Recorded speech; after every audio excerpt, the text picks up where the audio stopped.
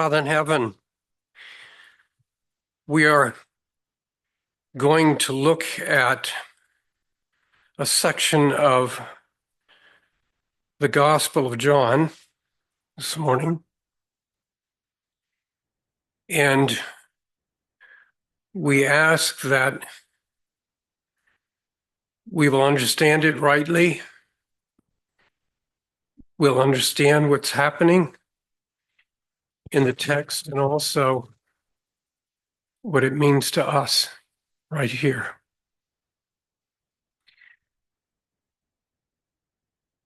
And this we want to ask and believe that your Holy Spirit is present, because there are more than three of us gathered here.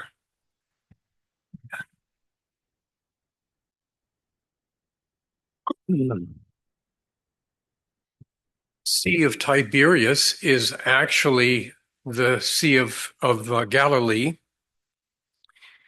and it is about 75 miles north of Jerusalem, and it's surrounded by the hills of Galilee and Golan.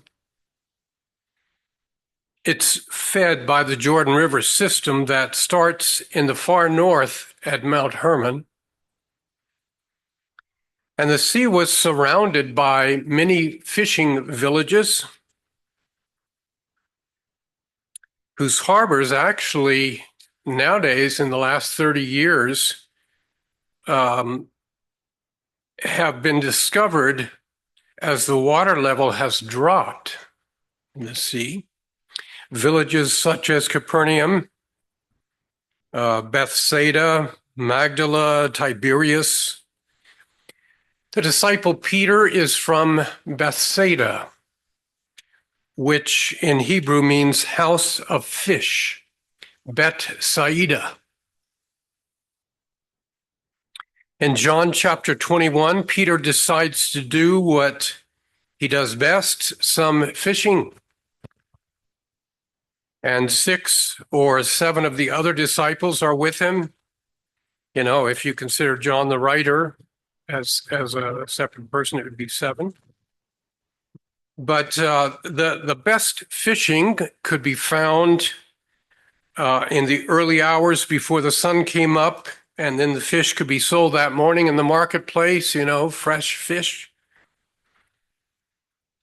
Remember, they didn't have refrigeration back then. But the only thing is, it's not working this night. No fish.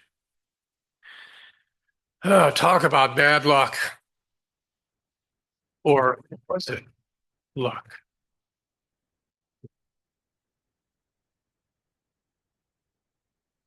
John 21 is where we're going to be this morning.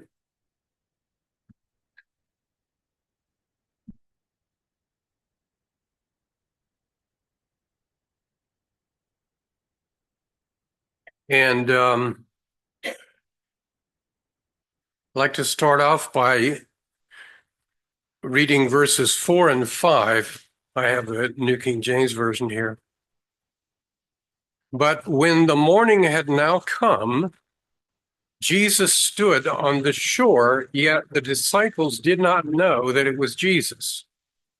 Then Jesus said to them, "Children, have you any food?" They answered him, "No." Now the word, don't get dismayed by that word children. I mean, that was also, it could be applied to young men at the time. But the disciples admitted their failure. No, we don't have any. You can imagine if the disciples had lied about their catch, well, then maybe Jesus would have walked on water out to where they were to see for sure. But they told the truth. Failure was the word for their catch. A Bible commentator says Christianity from Golgotha onwards has been the sanctification of failure. end quote. Now, an example of what he's talking about is that Peter the rock rose from the rock pile of failure. And that our failures, bring us face to face with the weaknesses and the inadequacies inside us so that God's strength can be made perfect in our weaknesses. Anyway, the disciples have tried to fish, but failed. They are pros at fishing. They know how to do this stuff. They pay careful attention to the equipment and the strategy, and it's hard work. And we as a church know so many things about evangelism and ministry, but Jesus says, apart from me, you can do nothing. It's so easy to think we can do spiritual work on our own. You know, we think that if we're overloaded and busy, God will understand if we don't take the time to ask his direction. But again, Jesus says the same thing. Apart from me, you can do nothing. No thing. In John 21, verse 6, Jesus says, throw your net on the right side, starboard, of the boat, and you will find some. Well, to throw a cast net at random into the sea was hopeless.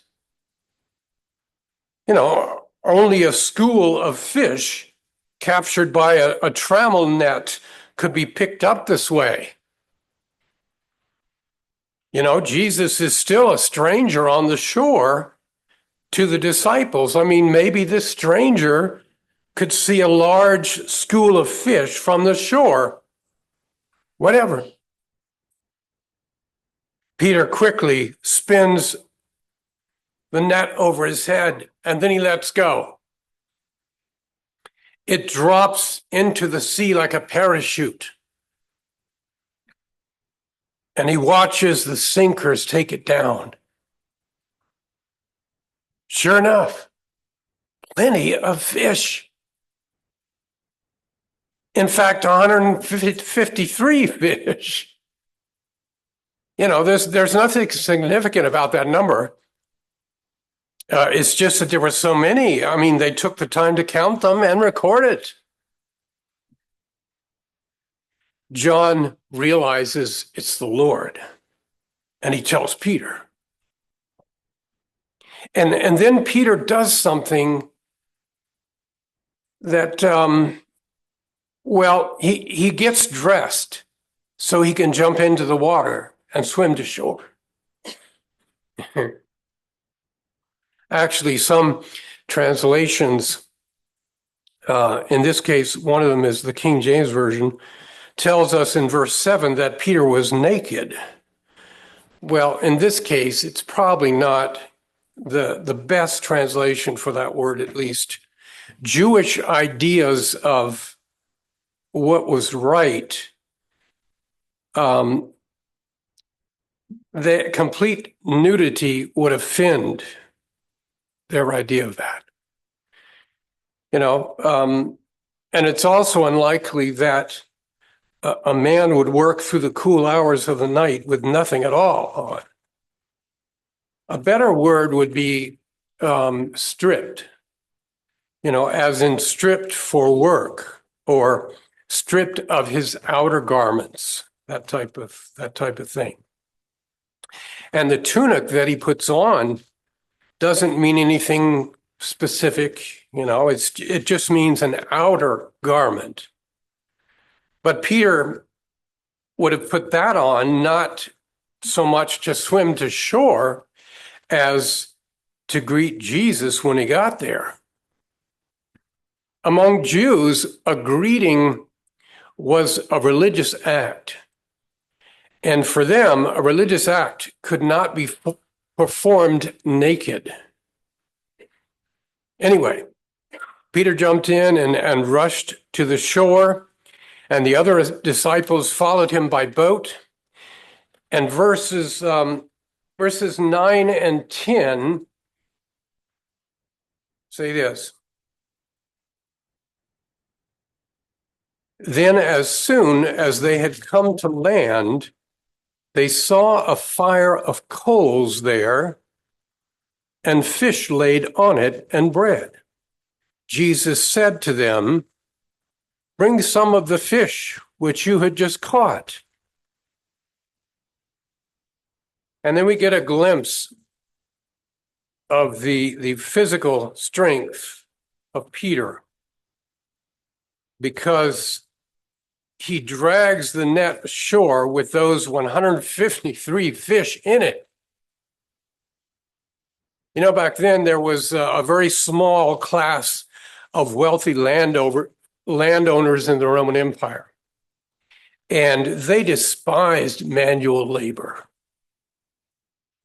But the manual laborers, for the most part, they took pride in their work. Many of them listed their occupation on their tombstones. Verse 13, Jesus came, took the bread, and gave it to them, and did the same with the fish. How like Jesus, huh? How like him. Even in his resurrected glory, he cared about the physical needs of the disciples. And he was active in providing for those needs. Jesus providing the meal means the lordship includes fellowship.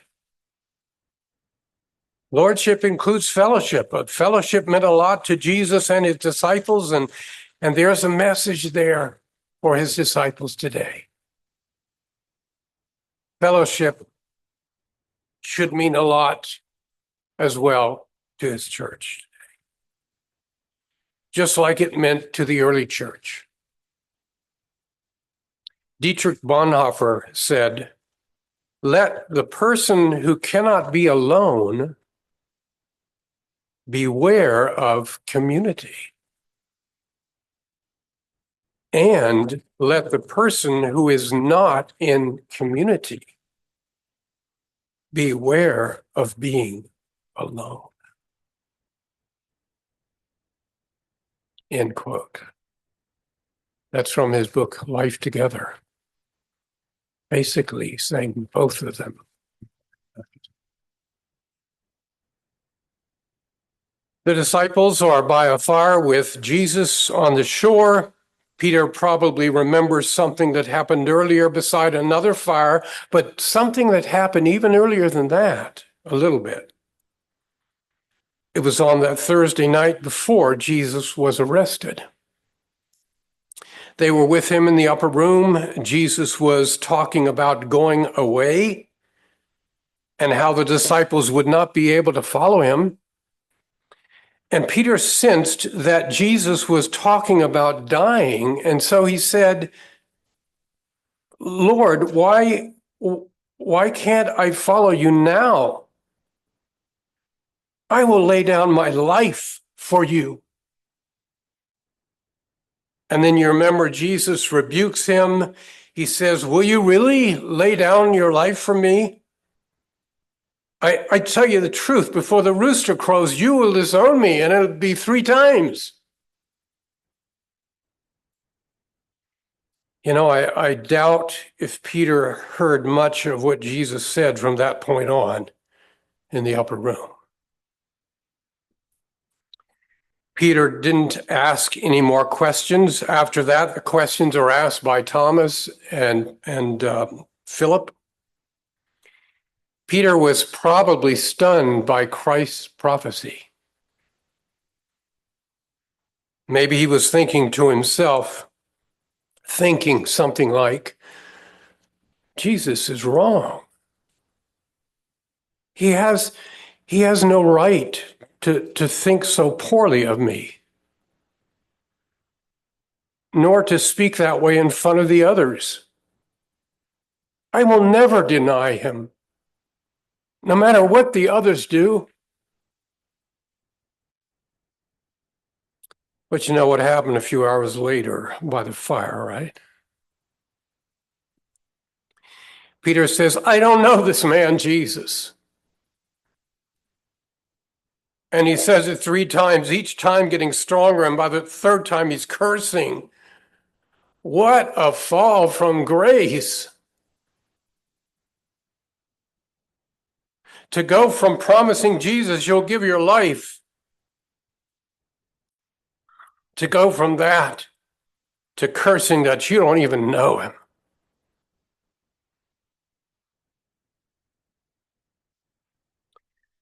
No doubt this is what Peter is remembering around that fire on the shore with Jesus and the other disciples. John 21, verse 15, at least the first part, the first half of verse 15. So when they had eaten breakfast, Jesus said to Simon Peter, Simon, son of Jonah, some translations have John. That's not the same word, but, Anyway, Simon, son of Jonah, do you love me more than these?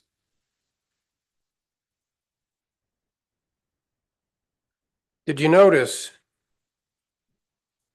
Jesus calls him that name, son of Jonah? That was Peter's old name.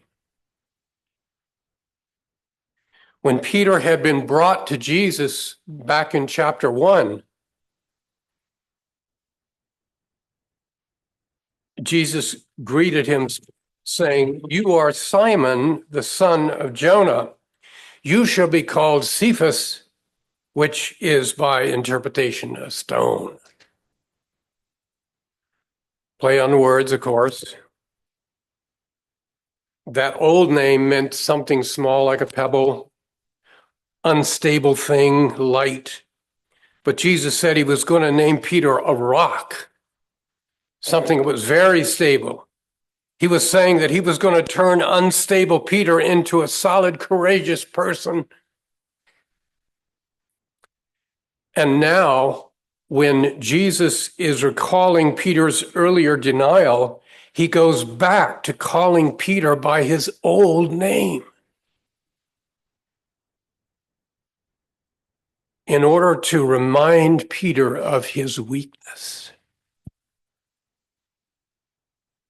Remember now, this is being done in front of the other disciples, or at least, those 6 or 7 others. Peter had lost credibility as a leader among the disciples because of his denials of the Lord.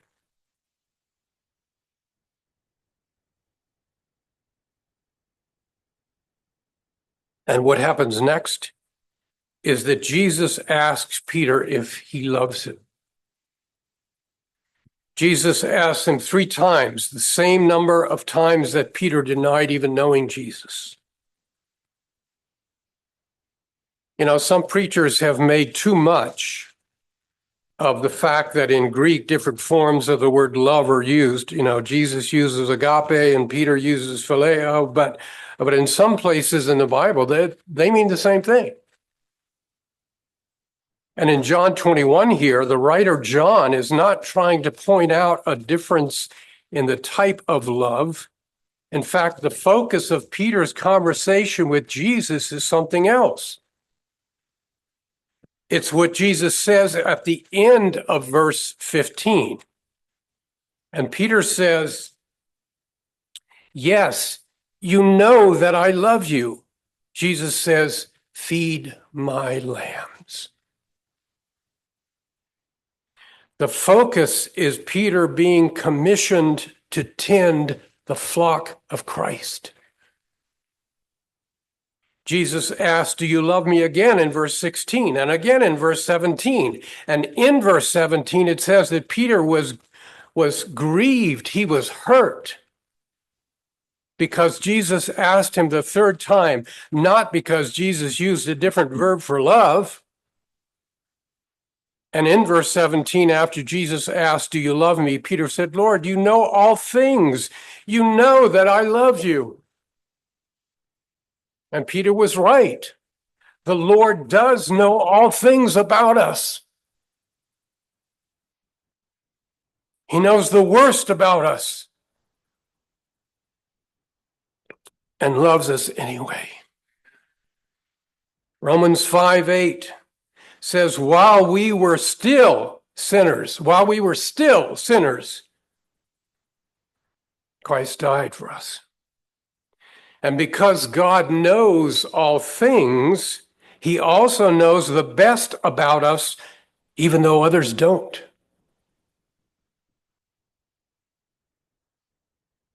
You know, the disciples might have been startled by Peter's denials. They may have thought, if Peter is capable of denying Jesus like that, who knows what other sins are lurking inside of him?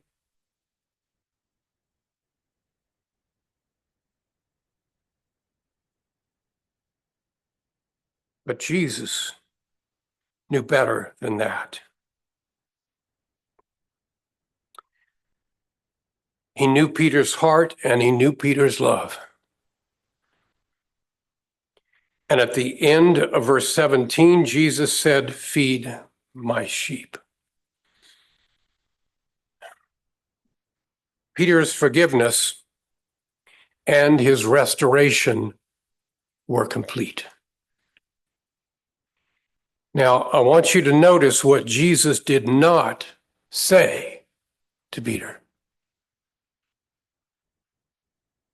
He did not say, "Peter, because you denied me repeatedly, not just once, but repeatedly, I can no longer use you in the ministry." He didn't say that. Jesus commissioned Peter to minister, to tend the flock of Christ. Feed my sheep.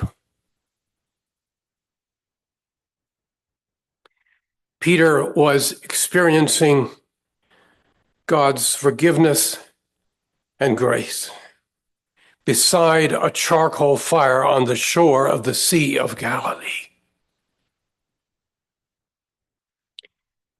You know, we cannot live with God or with each other or even with ourselves until we see two things, at least. Until we see how great our sin is, and until we see how much greater God's grace is. And when the Christian life goes flat, and when it seems routine and boring, we need to look for some loss either in our sensitivity to sin or in our sensitivity to grace.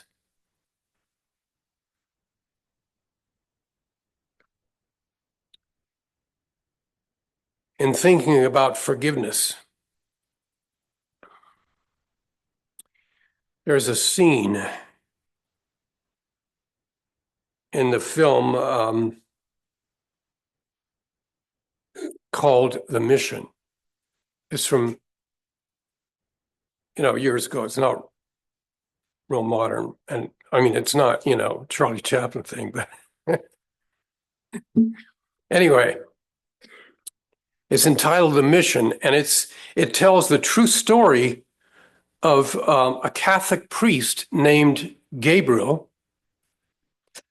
and a mercenary named Mendoza. In about the year 1750, the priest Gabriel is commissioned to build a mission in South America for the Guarani Indians. On the way there, Gabriel meets up with Mendoza, who's been a Spanish slave trader, and he has actually made slaves of some of the Guarani people. And Mendoza has also killed his brother in a jealous rage over a woman, and he's now trapped in a prison of guilt and regret. Well, Gabriel tries to persuade this guilt-stricken man to accompany him to the Guarani village, where he's committed so many of his sins. And Gabriel says, there is life. And Mendoza says, there is no life. And Gabriel says, there is a way out, Mendoza. And Mendoza says, for me, there's no redemption. And finally, Gabriel convinces him to do penance by strapping this huge sack of heavy armor on Mendoza's back. And to reach the village, the men have to travel over cliffs and waterfalls. I mean, it would be hard enough for an experienced hiker, and it's almost impossible for someone with a 100-pound sack of armor strapped to his back. It's really a vain attempt to atone for his guilt. But they finally arrive at the edge of the village.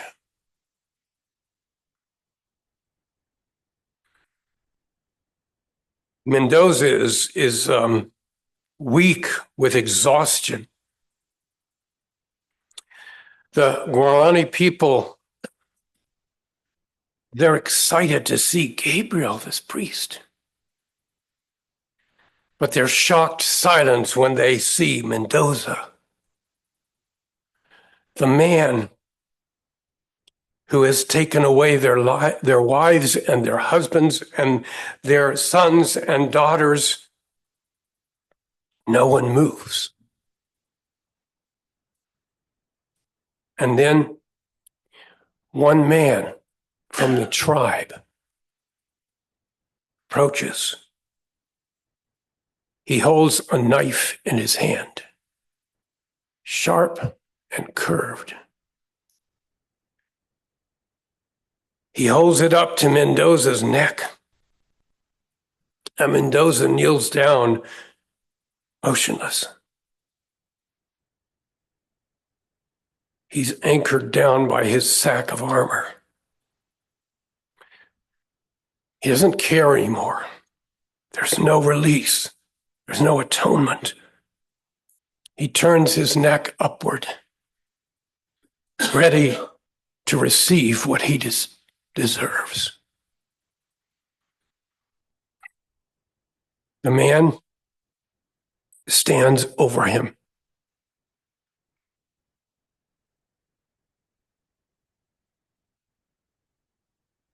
Raises the knife, and with it delivers his judgment.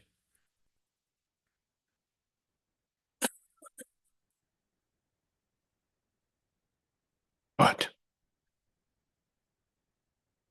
instead of killing Mendoza, the Guarani takes the knife and cuts the great sack of armor free. It falls from the slave trader's back, and it clatters down the mountainside over rocks and roots, and then it disappears into the shadows of the jungle. Gone.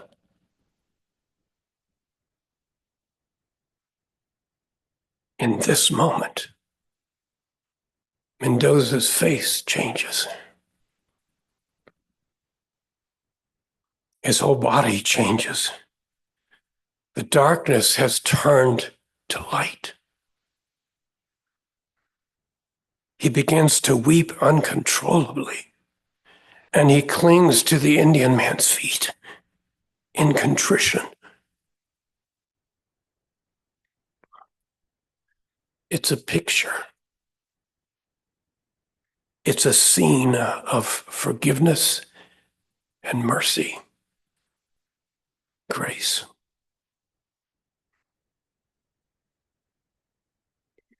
The scene with Peter and Jesus and the 7 other disciples around that fire was also a picture of forgiveness and mercy, grace.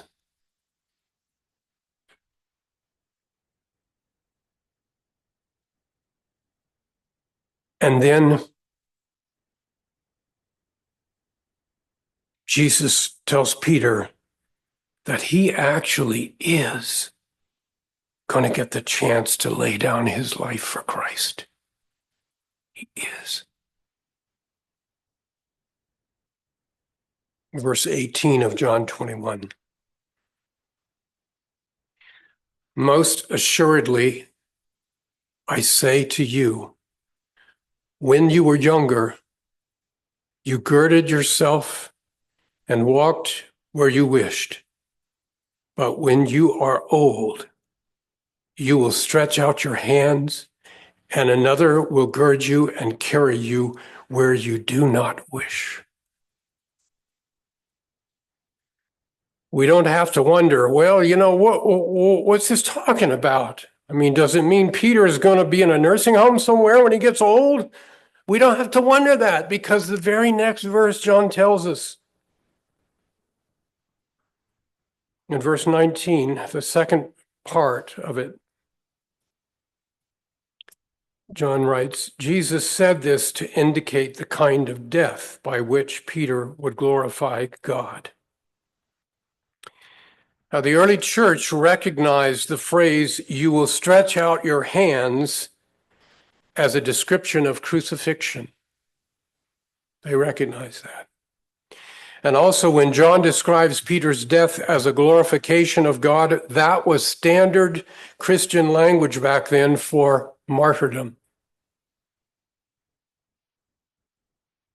Death and glorification are so united in John's gospel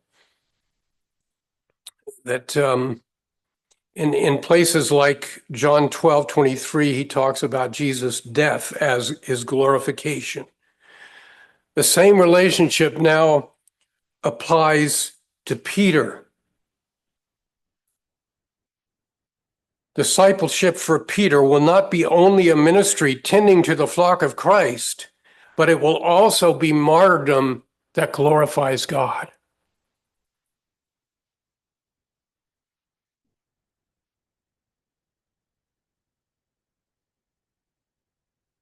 If you remember back in the upper room, where Jesus washed his disciples' feet, Peter asked him, where are you going? And Jesus said, where I'm going, you cannot follow, but you will follow later. And then Peter said, Lord, why can't I follow you now? I will lay down my life for you. Well, Jesus is anticipating his own death, of course, for the first thing, but his own death that next day. But he's also prophesying Peter's future death. Peter will lay down his life for Jesus. He'll be crucified too, but this must wait for a future time.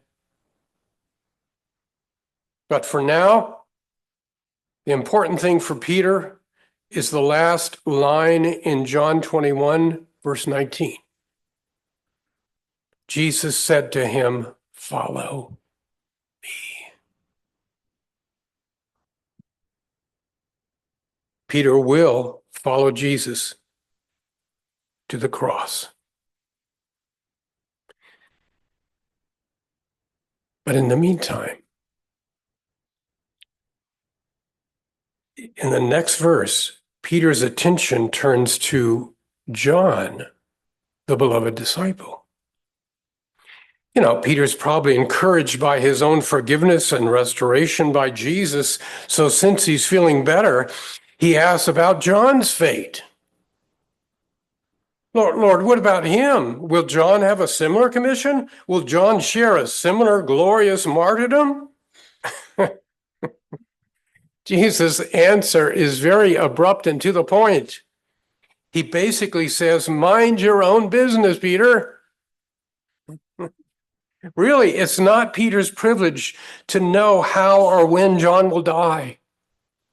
Or for that matter, if John will remain alive until Jesus' second coming. I mean, to paraphrase, Jesus says, Peter, this is not a matter of your concern. It is mine. You have only one duty. Follow me. I mean, the Lord was not discouraging Peter from being interested in the welfare of others. That's not what's happening here. He was discouraging the unhealthy habit of Christians comparing themselves with each other and focusing on comparing each other instead of following Jesus. So Peter made a terrible mistake. His denial of Jesus is one of the few stories in all four Gospels. It was seen as so important that none of them chose to leave it out. Luke tells us that not only did Peter deny Jesus, but at the crowing of the rooster, Jesus, who must have been at that time in the high priest's courtyard, Jesus looked directly at him.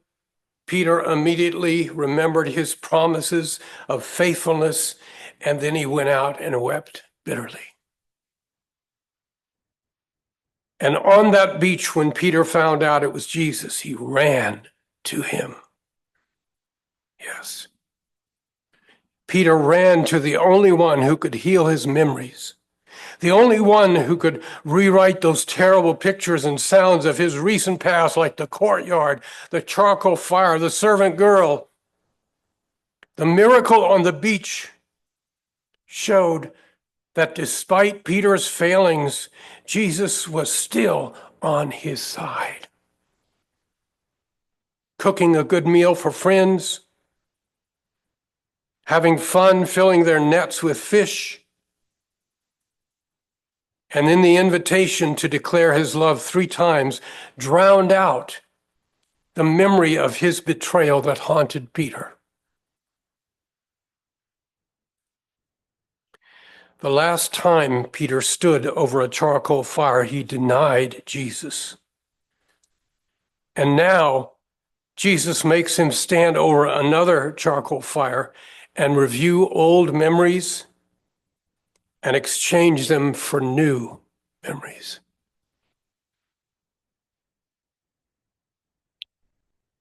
Some of us, maybe even all of us, but some of us need to visit the shores of Galilee mentally and reread John 21.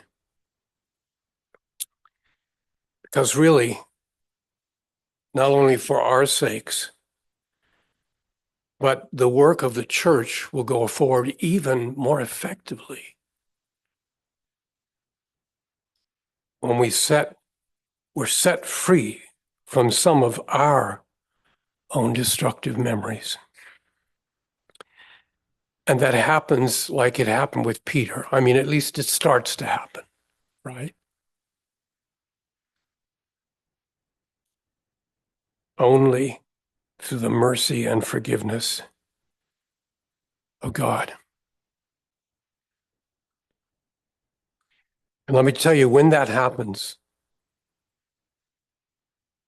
we will be even more ready to represent Christ with a rejoicing heart instead of a lukewarm heart. We'll represent Christ with a more joyful heart even.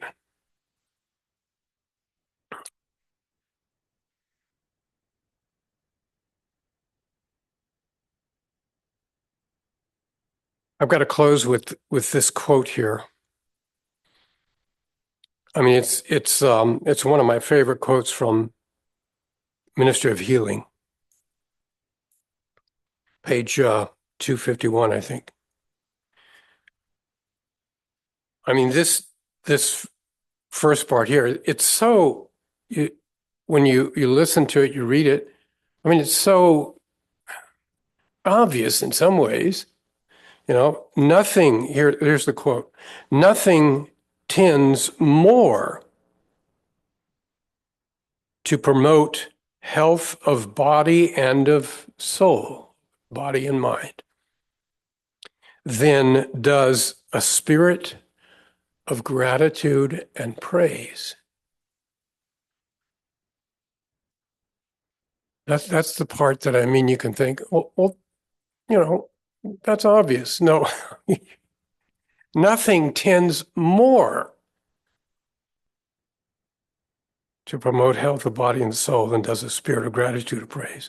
Just a little bit further down, the same page. If we are heaven bound, how can we go as a band of mourners, groaning and complaining all the way to our Father's house? That puts another thing on it. So a spirit of gratitude and praise to God, a joyful heart. Friends,